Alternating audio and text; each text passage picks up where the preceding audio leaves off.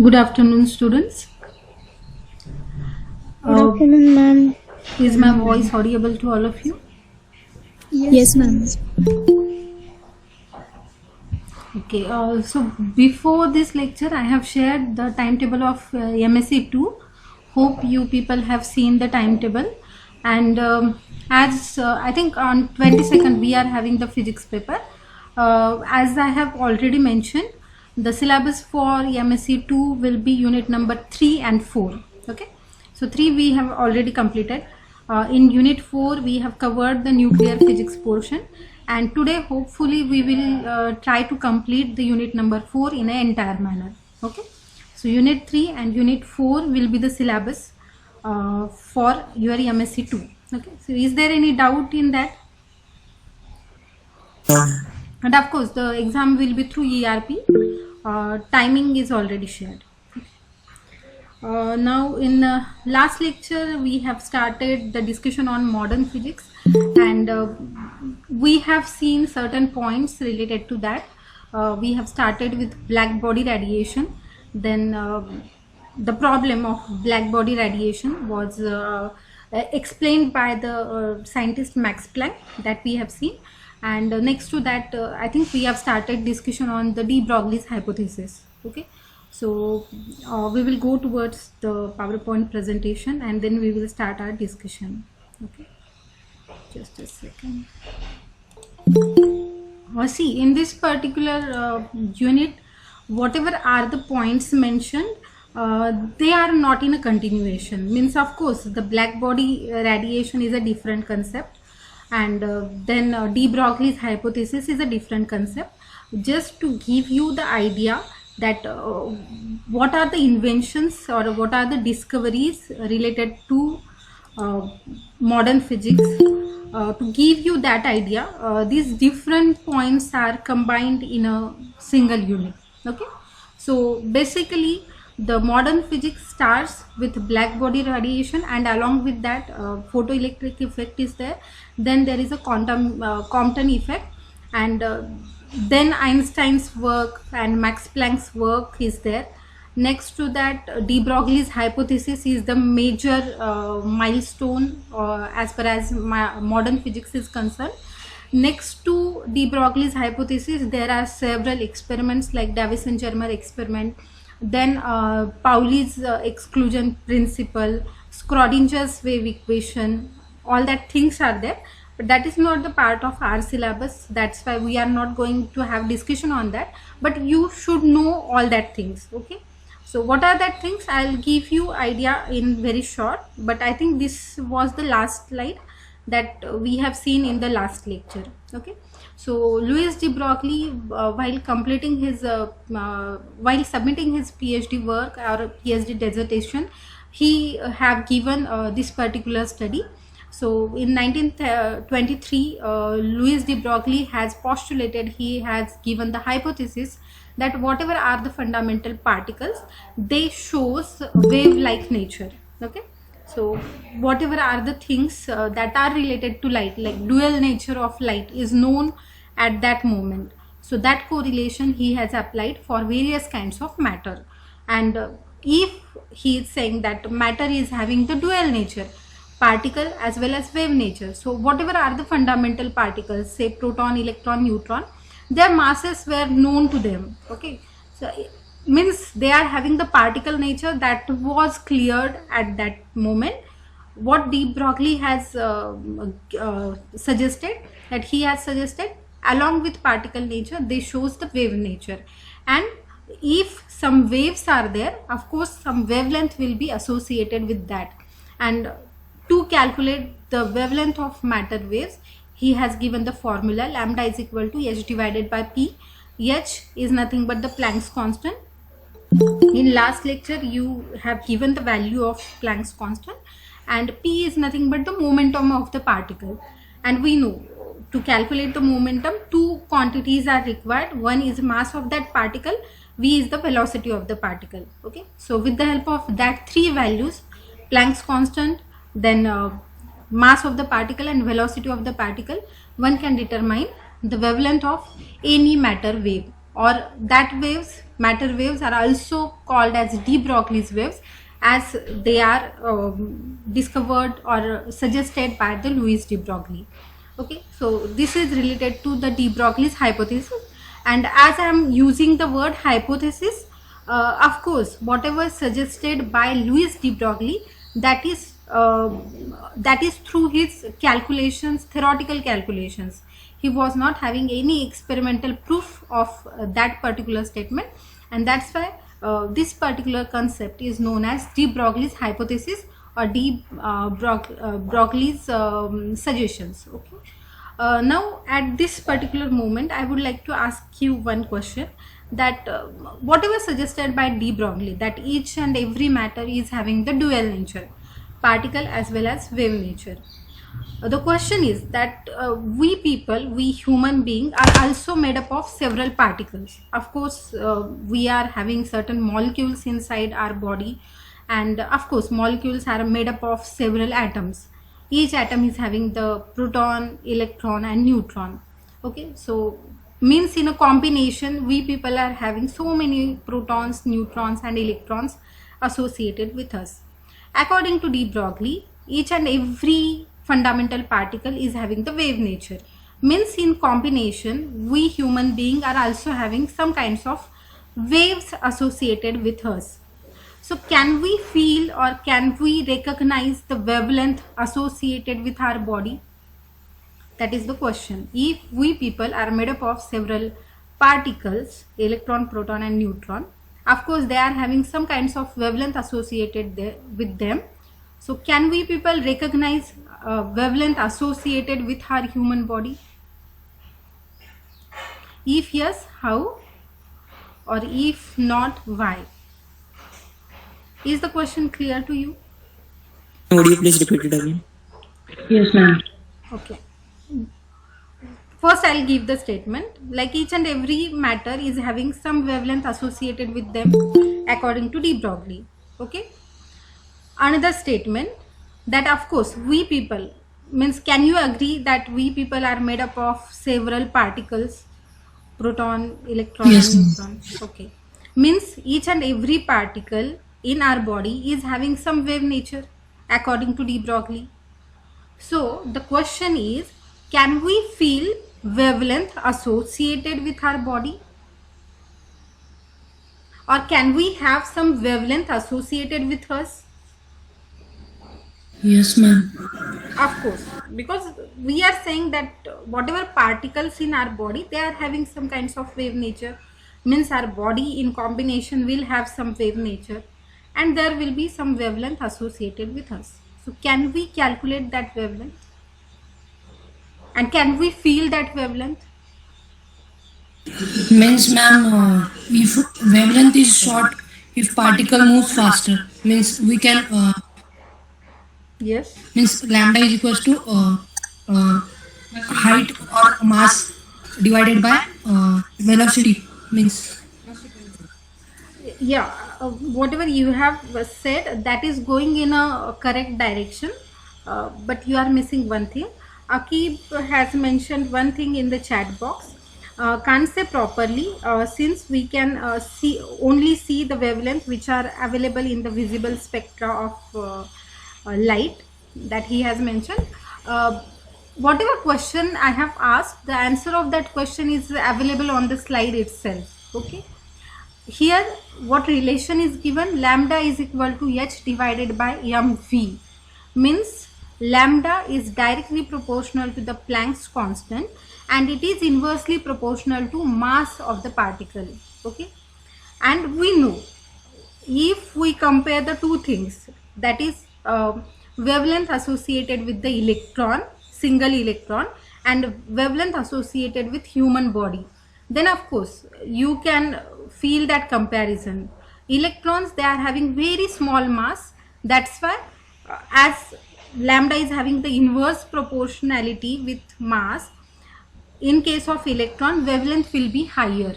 But if we consider the human body, of course our mass is in the kilogram. Okay, and we are having the huge mass, and that's why wavelength associated with macroscopic objects like human body, that wavelength will be very, very small, and we can consider it as an insignificant wavelength. And that's why human body will not have a movement like a wave kind of thing. Of course, wavelength is associated with us, but wavelength will be very, very small. That will be tends to 0. Okay, so that's why we can't feel the wavelength associated with us. We can't feel the wave nature of our human body due to very small wavelength that we can get with the help of given formula. Okay, so hope this will be clear to all of you. Okay, now as I mentioned, de Broglie has given the theoretical calculations based upon his study, and very interesting thing that I would like to mention, that for his PhD work he got the Nobel Prize. So this is a very huge achievement, that any scientist is getting a Nobel Prize just for his PhD study. Okay, and of course after some time, the whatever is stated by de Broglie, that has been verified by another group of scientists, that is nothing but Davison and Germer. And they were performing one experiment where they want to have the reflection property, they want to study the reflection properties of the electron.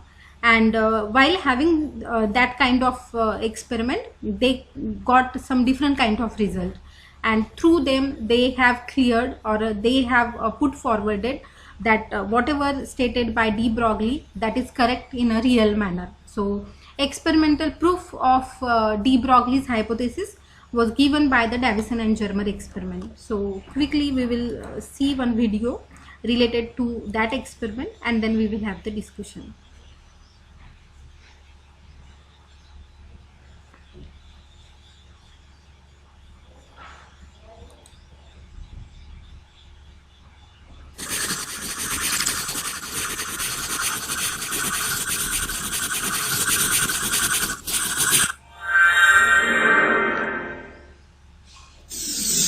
Davison and Germer experiment.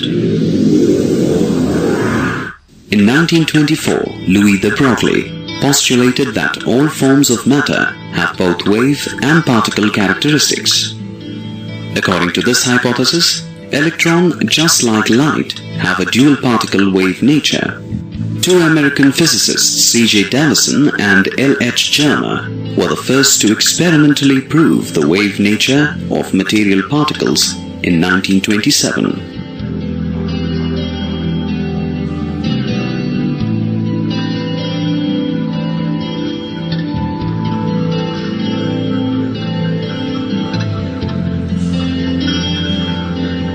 Displayed here is a block diagram of the experimental setup used by Davison and Germer. It consisted of a nickel chloride crystal, the target, an electron gun, G, and a detector. The electron gun produced a beam of electrons. The electron gun used by them consisted of a tungsten filament, F, and high and low tension batteries. The low tension battery was used to heat the filament. The red hot filament produced an electron beam. A high tension battery was provided to accelerate the electron beam. The detector or the electron collector moved on a graduated circular scale. A sensitive galvanometer was also connected to the detector.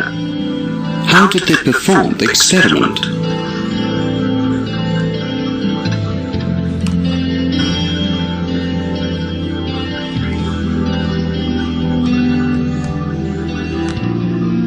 The electron beam was made to pass through a pinhole and made to strike the crystal noddy. The electrons scattered in all directions, acting like waves. They observed that at certain angles, the detector indicated a peak in the intensity of the scattered electron beam.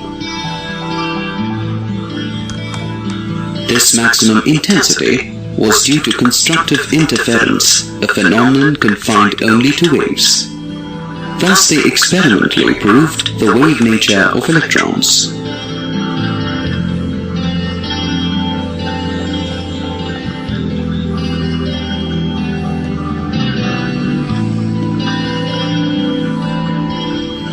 Davison and Germer plotted a graph taking the angle between the incident and scattered direction of the electron beam, phi, along the y-axis and the intensity of the scattered beam at different values of accelerated potentials along the x-axis.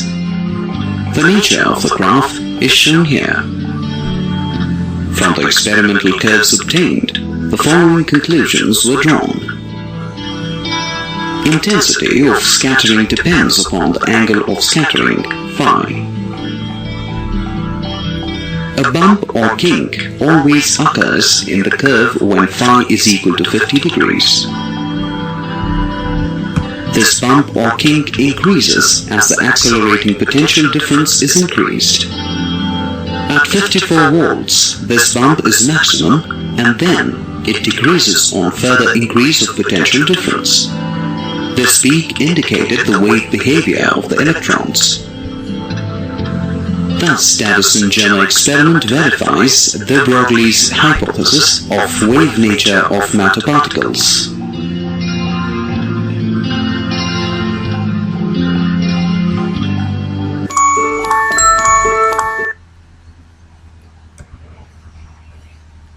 So basically, to understand this, you have to take a reference of X-ray diffraction.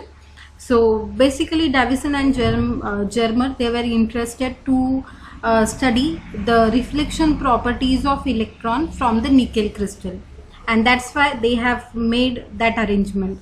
They used one electron gun. Electron gun is nothing but the metal filament through which high heat is provided, and due to the thermionic emission process, there is release of electrons. That electrons, they were struck upon a nickel crystal, and through the atomic structure they were expecting to have they want to study the reflection properties of the electron. Okay, and that's why they have used one circular scale that with different angle of incidence of that electron, they were supposed to have different reflections from the material. But while studying this particular thing, they came to know, or they have observed the spectra like X-ray diffraction, or the diffraction spectrum you people have seen. So whatever is the diffraction pattern, that kind of pattern they have observed, that with respect to different angle of incidence, the intensity variation is like this. At a particular moment, there is a high peak, which we have seen is for angle 50 degree, and after that there is a reduction in the intensities. Okay, so they have correlated their experiment with the Bragg's experiment and the light diffraction kind of thing, and they came to know that the electron is possessing the wave nature, because diffraction is the property which is only related to the waves like X-ray waves or light waves.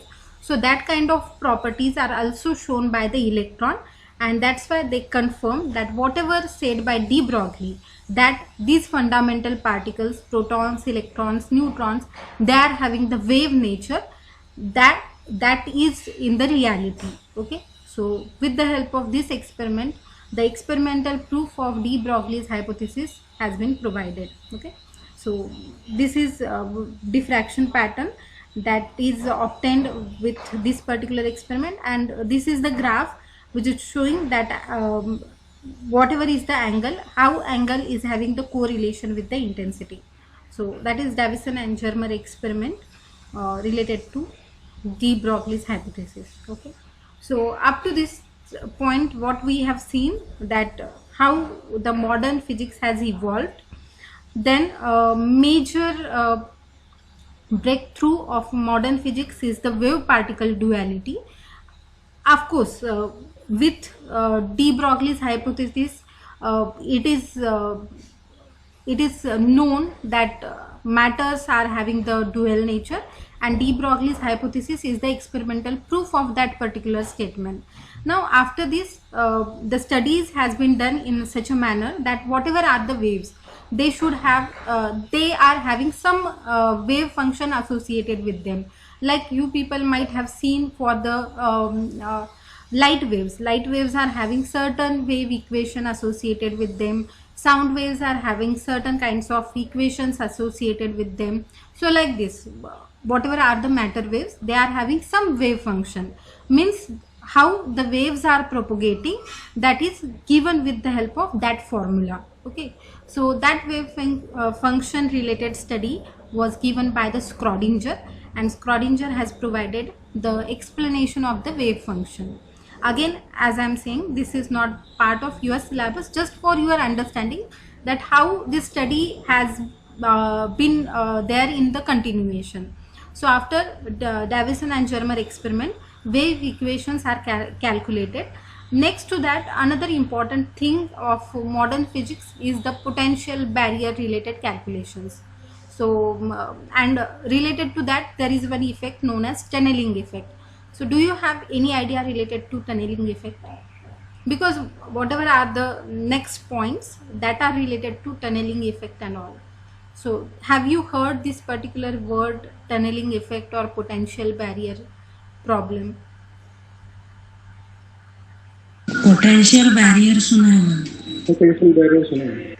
Maybe you have heard the potential barrier word in case of diodes or semiconductors. Have you Yes, heard ma'am. this word with respect to quantum mechanics? No. Okay. So if not, then I'll ask another question. Have you heard the word tunnel? Maybe while having say journey at a particular place, you have gone Yes, through ma'am. particular tunnel. I think if you go for Mumbai from Pune, then there is a huge tunnel. So what is that tunnel? Yes. What is the meaning of that tunnel? Underground way. Yes. And it is a road. It is a way in between the rocks, Yeah. through the rocks. Underground way, man. Yeah. So basically, what tunnel is? It is a particular path for the movement of, say, vehicles. If we are talking about the tunnel that we see on a particular road, so if some mountains are there in the path of propagation, then it is not possible for anybody to cover that mountain and go from one place to another place. So in that case, what is done? That tunnels are made by having a particular strategy. Tunnels are made through the mountains. Okay, so that is the case which happens with the fundamental particles, say for example electron. At some time, it is not possible for the electrons to go from one point to another point due to high potential barrier. Okay, whatever energy electrons are possessing at particular moment, that energy is insufficient for the movement of particles, and in that case, to move from one place to another place, they use the tunneling effect. Like whatever human beings do for their propagation, same kind of things are done by these fundamental particles. They form a tunnel through the material and they move from one place to another place. Okay, so a huge potential barrier. The imagination of this thing can be done with a picture. You can imagine a picture. You are present inside a well, and the height of that well is quite huge. So you can't have the direct movement from the well to the outer world. So in that case, what you can do, you can have the tunnel. Okay, so that kind of imagination you have to do to understand the tunnel effect. And basically this tunnel effect is the major portion as per as our rest 2 points are concerned. So related to that, I think I am having one video which will give you the exact understanding related to the term. So we will quickly go for that. Okay, just a second.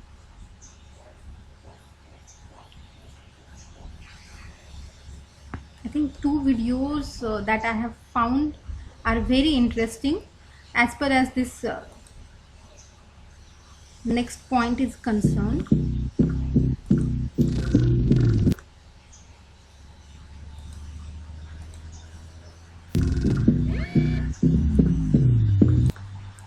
Okay, So before we go for the video, I would like to mention you one thing, that the next point that we are going to talk about is the STM. Okay, so STM are the instruments basically which are used to study the atomic structure of the material, or to understand the properties of very small kinds of material, or basically to study various kinds of atomic structure. One can go for the scanning tunneling microscope. So through the video I would like to show you how the STM machine is, how the measurements through STM machines are taken, and how whatever we have seen, that de Broglie's hypothesis or matter waves, how that modern physics is applied in a real manner. Okay, as we are saying, we are studying modern physics. Of course, whatever studies are there, how they are applicable in the real world, that is the aim to have the next 2 points. One is, we are seeing now applications of the modern physics. One application that I would like to show you is the scanning tunneling microscope. Another application will be the quantum computing. Okay, so whatever is the study of modern physics that is applicable to develop certain kinds of machines, high-end machines. So one machine that we are going to talk about is the scanning tunneling microscope. As you can get from the word scanning, there will be a surface scanning of the material, any sample you can take for the study. So that material is scanned with the help of one probe which is having very small dimensions. Then here the tunneling effect is used. So tunneling current is used to have that kind of scanning, and it is a microscope. Basically, scanning tunneling microscope is one kind of microscope, and you people know what is the aim to use the microscope. Microscopes are used to see the materials of very small size. One major application of, or one major important thing with respect to scanning tunneling microscope is that even you can see the structure of an atom with the help of this particular instrument. Okay, so you people know how small are the atoms, so that also are seen with the help of this particular machine. Okay, so how that is done, that is explained with the help of this particular video. Okay, so quickly we will see what is that.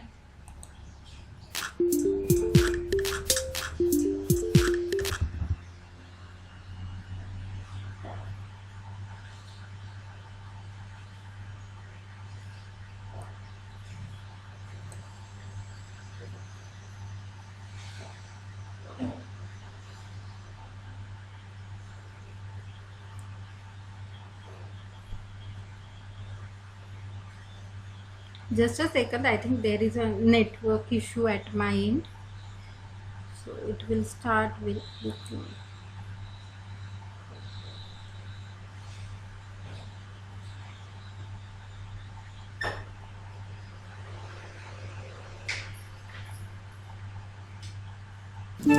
Grammarly does more than catch errors.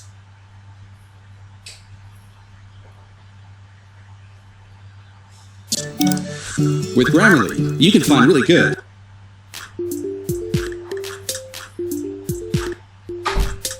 Hey everyone, quick biochemistry basics here. So today I'll be talking about scanning tunneling microscope and atomic force microscope.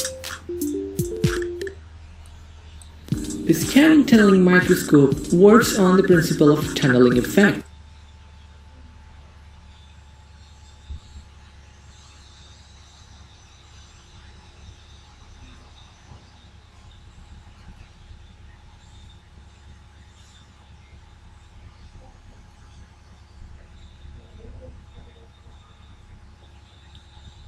I think it is creating a trouble to load it. I'll share the links of that 2 videos so that you people can see at your end. Okay, so just a second.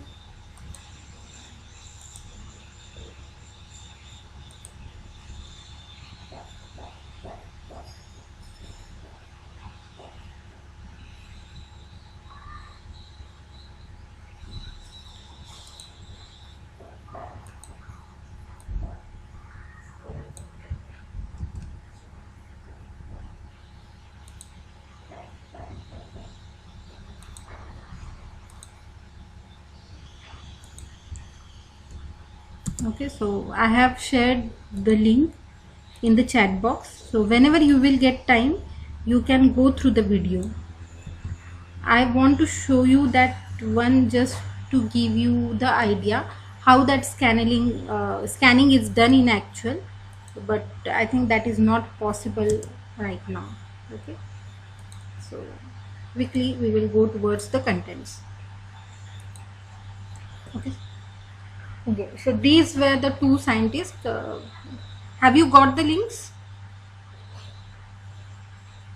Yes, ma'am. So these were the two scientists who has developed this particular machine known as scanning tunneling microscope. They were the scientists from the IBM company.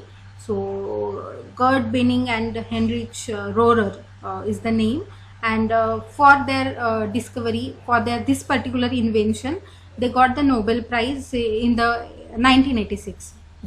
Basically, they have developed this particular machine in the 1981, and in 1986 they got the Nobel Prize for this particular invention. So basically here I would like to show you one image at first. See, have you ever seen this particular image or such kind of image? So this is nothing but the atomic structure of iron on the surface of Cu with plane 111. Okay, so this kind of images can be taken with the help of machines like STM. Okay, so here what is done, basically images are taken with the help of tunneling effect. Okay, so an electron microscope that uses a single atom tip to attain the atomic resolution is the main thing as far as STMs are concerned. And here with the help of STM you can take the topographic images, surface images, or you can study the various characteristics like electronic structure, density of state, whatever images have drawn through the machine. How that study is done, of course, that I am going to show you. Okay. So basically how that STM is formed, it is having certain components. That components are scanning tip, which is a very small dimensional tip, or basically it is a nano or less than nano dimensions are there associated with this particular tip. Then there are piezoelectric controlled scanners. As we are saying, it is a scanning tunneling microscope, so we need to scan the tip over the material. So for that scanning, certain piezoelectric controllers are used. Why piezoelectric? Because piezoelectric is a very sensitive. We have seen in case of ultrasonics, we have seen how is the piezoelectricity, what are the piezoelectric materials. They are very sensitive materials, and as we are saying, we have to study the atomic structure. So very precise machinery is required for that. So that's why piezoelectric scanners are used over here. Then distance control and scanning unit is required for that. One important thing is the vibration isolation system. Whenever you have to go for such kind of study, the external environment should not affect the study, and in order to that we need to have the isolation system. Okay, so in this particular case, whenever you want to have the working on such kind of machine, there should not be any vibrations in the external surrounding, and that's why such kind of things are used. Another important thing is the computer, because you have to take the pictures of the atomic structure. So for that kind of things, computers should be connected to the system. Okay. So here you can see whatever is the sample. Of course, that sample should have very small dimensions. Generally, whatever are the STM instruments, they are having the sample size of 1 centimeter by 1 centimeter, and even in that 1 centimeter by 1 centimeter area, whatever scanning you can do, that will be in the range of micrometers. Okay, so micrometer or nanometer kind of objects are scanned with the help of this particular machine. Okay, Next to that you can see a tip over here. This is the sample area or sample platform. Then here you can see the tip is provided, the enlarged version of that tip and the sample you can see over here. This tip is made up of several atoms. Very small dimensional tip is used in this particular machine, and here you can see the atoms associated with the samples are shown with the blue color.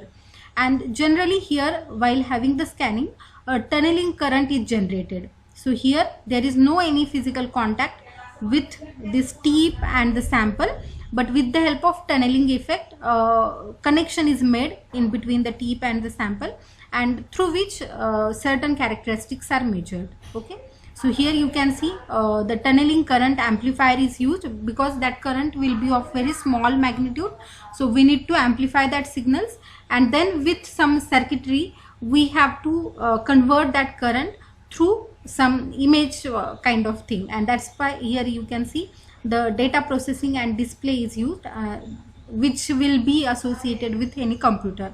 So on a computer you can see the images, you can see the graphs related to the material properties. Okay, so here piezoelectric tube with electrodes is used. In order to scan the material, you need to move the position of this particular scanner, so that is done with the help of this particular electrode. Okay, so this is say block diagram of the STM. Then as I have shown on the previous slide, this is a tip, say this is a sample. If that sample is having say any particular structure which is uneven, so according to this uneven structure the scanning will be done. In that video you might be seeing that how the scanning is done. While having this scanning, you need to keep in mind there should not be any physical contact in between the sample and the probe, because this tip is of is very delicate.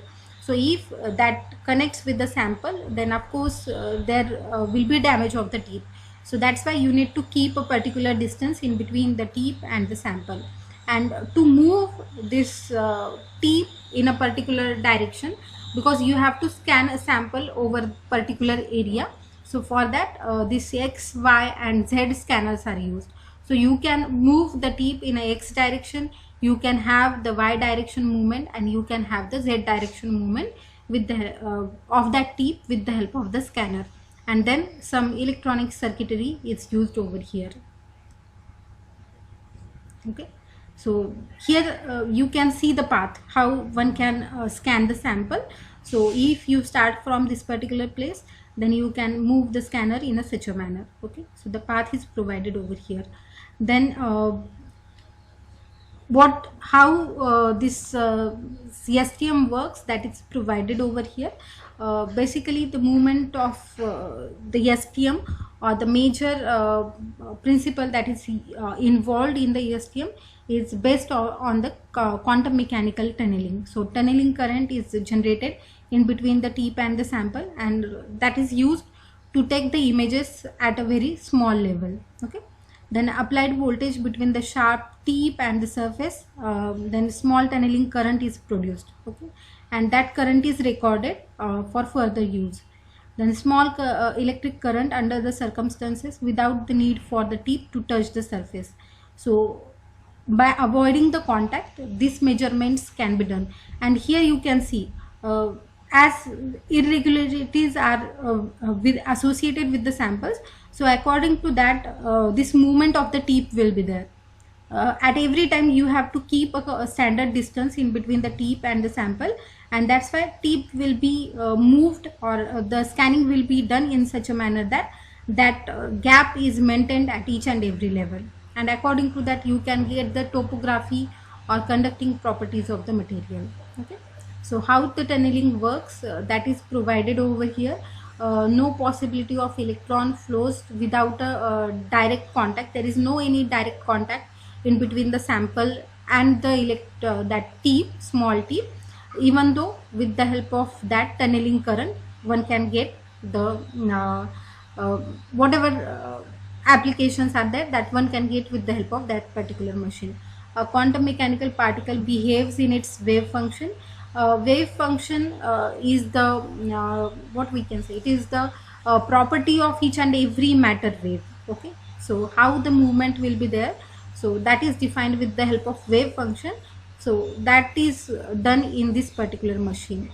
Then a finite probability that an electron jump from one surface to the another of lower potential. This is the tunneling effect, that even though the electrons are having very small energy, they can jump from one surface to the another surface of lower potential with the help of tunneling current, and that tunneling current is generated over here, that you can see over here.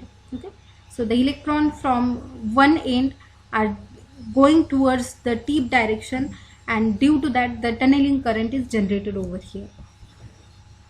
Okay, so basically what you can calculate with the help of, or what output you can get with the help of STM, so that is shown over here. Either you can get the topography, means how is the structure of that small material, that can be calculated with the help of STM, or you can study the di by dv characteristics of any material.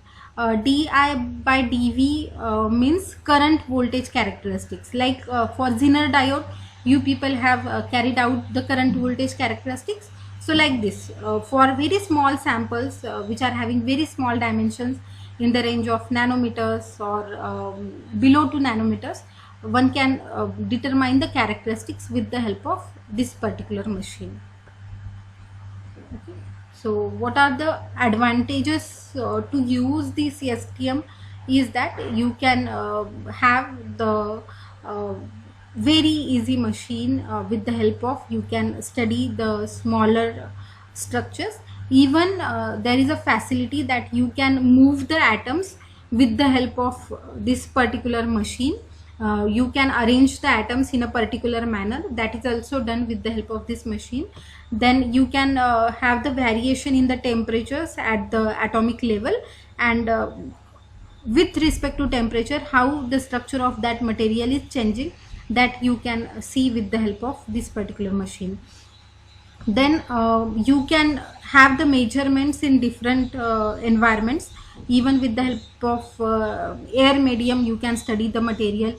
Even some kind of water samples, biological samples can be studied with the help of this particular machine. Along with advantages, it is having some limitations, that basically here the scanning of the sample is done. So whatever sample size, the standard sample size is there, that I have mentioned is 1 centimeter by 1 centimeter. So if you want to study any material, you need to prepare the sample which will have the platform of 1 centimeter by 1 centimeter. Even though you are using the sample of size centimeter, 1 centimeter by 1 centimeter, the actual scanning you can do at that platform is of say several micrometers. Means even though your sample is of size 1 centimeter by 1 centimeter, the actual area that you can scan at a single go is say 100 micrometer. Okay, so 100 micrometer by 100 micrometer area you can scan at a single go, or even there are some tips that can scan the area 1 micrometer by 1 micrometer. Now that is dependent upon you, what you need to, how you need to scan, and what should be the surface area, and depending upon that various tips are available. Okay, another limitation to use this particular instrument is that whenever you want to have the scanning, you need to have the conducting materials. So you can study the atomic structure of various metals. One example I have given to you, because conducting materials can only recognized by this particular machine. If your material, whatever material you want to study, you want to have the STM of that, if that material is not conducting, if it is a semiconducting in nature, then you need to have the gold coating over the surface. Okay, so there are several instruments with which you can have the gold coating at the micro level. So that gold coating should be there to have such kind of study. And you people know gold is a very expensive material, so every time coating a gold is a very challenging thing. Okay, but researchers has to do this thing if they want to study the semiconducting material through STM. Okay, so another thing, that even though on the previous slide that I have mentioned that you can study the materials at the air or at the liquid medium, but if you want to have the best STM images, then vacuum conditions should be followed in that case.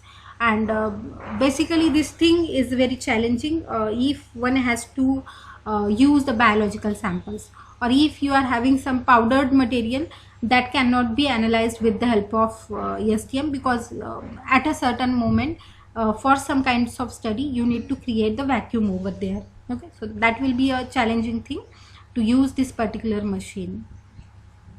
Okay, now where this kind of machines are used, so basically in microelectronics or in nanoelectronics, where you have to design very small electrical components, one has to use actually such kind of machineries to understand the surface properties and to understand the structure of the material. Then in chemistry, surface reaction catalysis, that is the area where such kind of machines are used. Then in biology, to study the DNA of various kinds of molecules, one has to go for this STM kind of study. And then of course in nanotechnology, these kinds of machines are having huge applications. Okay, so I would like to show you this image. This is the photograph of the STM that I have used or am using for my research. So this is the instrument, AFM instrument, or generally these instruments are called as the SPM, scanning probe microscopes. In SPM there is facility to have the STM, that is scanning tunneling microscope, and AFM. For your reference, you can note this word SPM, AFM and STM. In your syllabus only STM is there, that's why I have talked related to STM only. But with the same machine you can perform the measurements of, say, imaging. So imaging part is considered under the AFM, atomic force microscope. Okay, so here you can see this is the instrument. I'll stop presenting. I'll go to the slides. I would like to zoom this particular image so that I'll show it to you how is the sample. So here if you people can see the pointer, so here you can see one circular structure is there. So on that particular platform you have to keep your sample, which will be of very small dimensions. Then here on the upper slide you can see there will be a tip. Of course tip should not be visible to you because it is having very small dimensions, but whatever structure is here there will be the tip which will be used for the scanning. Then here certain screws you can see this is one particular screw, this is another screw which will be used for the XYZ direction. So either you can have the movement manually, or you can move these scanners with the help of machines. Okay, so in software that facilities are provided. And here another screw is there which will be for the Z direction movement. Z direction is related to the up and down movement, so you can move the tip in X direction, Y and Z direction. Okay, so here along with this you can see certain wires are there, so that wires are for the pneumatic movement. So with the help of machine you can move this sample, and for that this circuitry is used. Here at the tip position, here is the scanner or tip portion is there, and along with the tip portion here you can see the camera is mounted. So with the help of that camera, whatever is the scanning, that scanning is recorded, and along with this machine you can see here two computers are provided. So with the help of one computer, you can see how the scanning is going on, and on the another computer you can see the images of the sample. So whatever are the nanoscale images, like you people have seen, I have shown you one image related to atomic structure of the ion. So that kind of images you can see over here. Okay. And as I mentioned, you need to have the damping arrangement for this particular machine. So here you can see this particular machine is kept on a particular platform, and that platform is the vibration free platform. So you need to create that arrangement where the vibrations should not be there while using this particular machine, because if vibrations are there, then there are chances that tip will have the physical contact with the sample, and if some physical contact is there, there are chances that tip will get damaged. So a single tip cost near about, I think, 10 to 15,000. So every time while using the sample, if the damage in the tip takes place, then it will be very expensive for the researchers to work on that. So that's why that care you need to take, and one can use such kind of machines for nanoscale related study. So while doing the research for my PhD dissertation, I have used this particular machine to form the transistors with the help of carbon nanotubes. So in nanotechnology lecture, you people have heard the word carbon nanotubes. So these are the nanofibers of carbon material. They are having the very small dimensions. Their diameter is generally in the nanometer range. It varies from 2 nanometer to 10 to 15 nanometer. So that's why to understand the material, to arrange the material in a transistor, so of course I have to take the help of such kind of machineries. Basically for my research I have used the AFM mode of this particular machine, but STM is also the popular area which can be used by researchers to understand the atomic properties of the material. So this is related to this particular machine. If you are having any doubt, you may ask. Any doubt is there?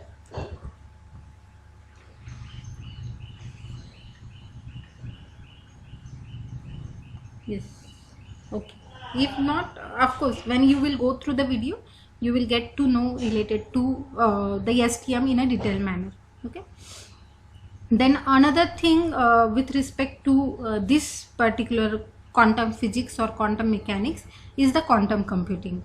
We are having very small time with us, so quickly I'll give you the idea, but I want to hear related to this particular thing from you people, because this is very applicable for you people, as you people belongs to computer science engineering program. Okay, so this quantum physics or quantum related phenomena are used for various while developing various computers. Okay, so quantum computing is the term related to that.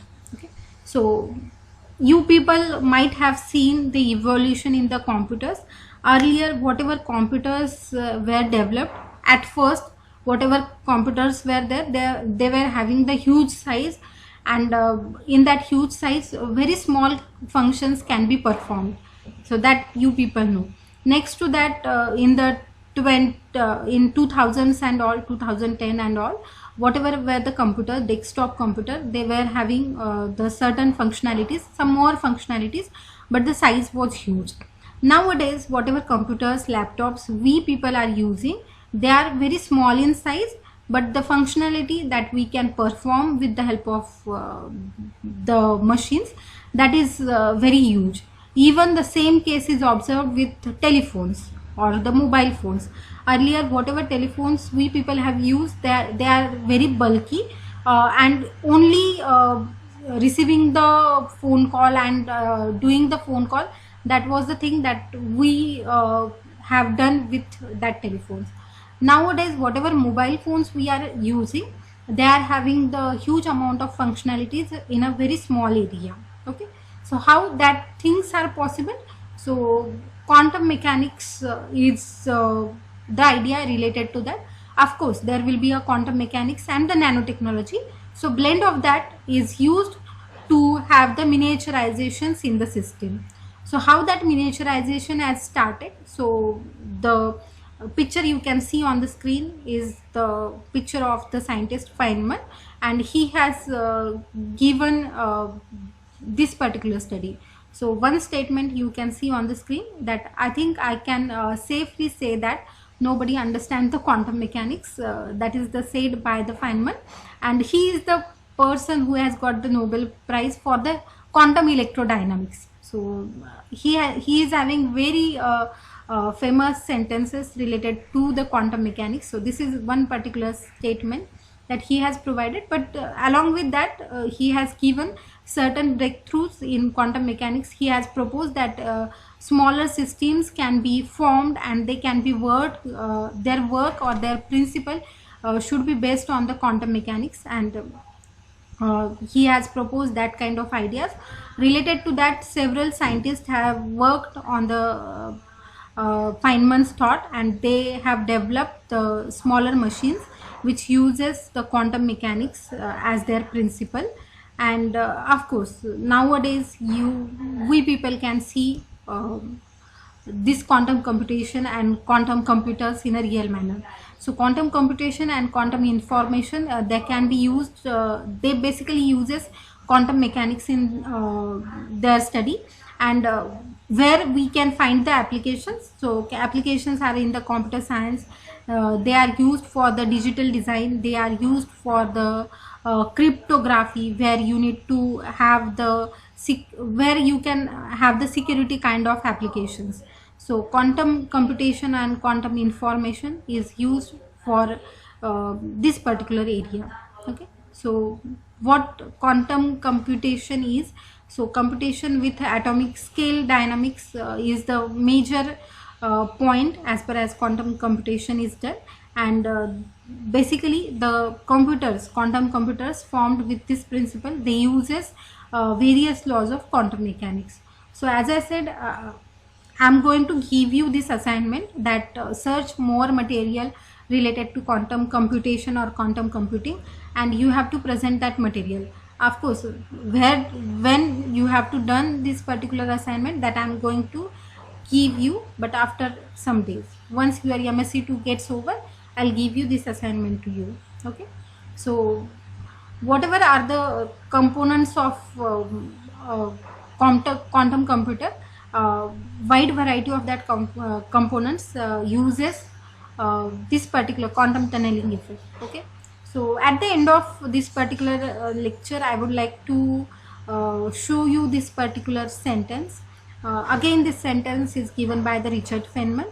I would like to ask you that read that sentence, and what is your explanation related to that sentence that you can give me quickly. We are having only 1 minute, so whatever you can understood with this sentence, that you can explain to me.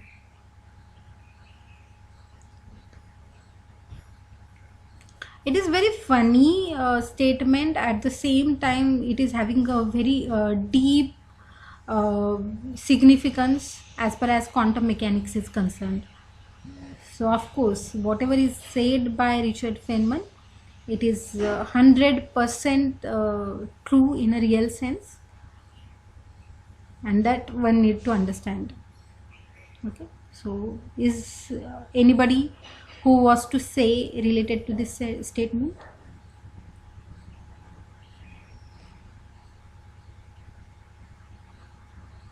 Understanding quantum mechanics is very challenging. You have to have the deep study, because whatever is explained in the quantum mechanics, that is related to our environment, which whatever quantum mechanics says, that is applicable to the smaller materials like proton, electron, neutron, and at the same time that is applicable to the huge or larger bodies. Okay, that is related to the understanding the nature. Whatever quantum mechanics says, that is applicable, that is the study related to the nature. And of course, nature is having various faces, we can say. So we need to understand that, and that is understood with the help of quantum mechanics. But even though you can study the quantum mechanics in a detailed manner, never claim that you have understood the entire quantum mechanics in a real manner. And that is provided by the Richard Feynman. He is saying that no, you are not going to able to understand it. You see, my physics students don't understand it either. That is because I don't understand it. Nobody does. The theory of quantum electrodynamics describes the nature as absurd from the point of view of common sense, and it agrees fully with an experiment. So I hope that you can accept the nature as she is, absurd. Okay, so that is related to this, and of course related to quantum computer and all. I'm going to give you the assignment, and here some applications are provided. So whatever are the simulation nowadays people can do. So in performing the simulations, this quantum computing is having huge application. And then crypto analysis, which is used to generate the complicated codes for various security purposes. So quantum computing is done in that manner. Okay, so this is related to today's lecture, and here it ends our unit number 4. Quickly I'll take the attendance, and then you people may leave the lecture. Okay, so roll number 1 is present. Okay, I think roll number 1 is absent. Then 2 has left the meeting. 3, 4, roll number 5, 6, 7, 8, 9, 10, roll number 10,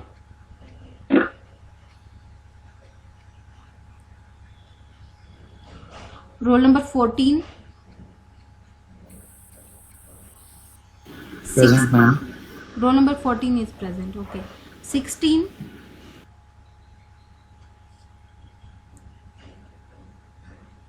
22,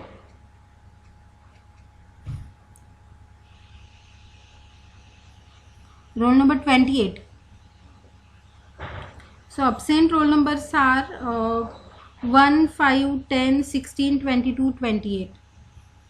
If out of these roll numbers, if someone is present, they can mention that thing. Ma'am, 28 present होते ma'am. 28. Yes, ma'am. Network issue है इनका. Okay.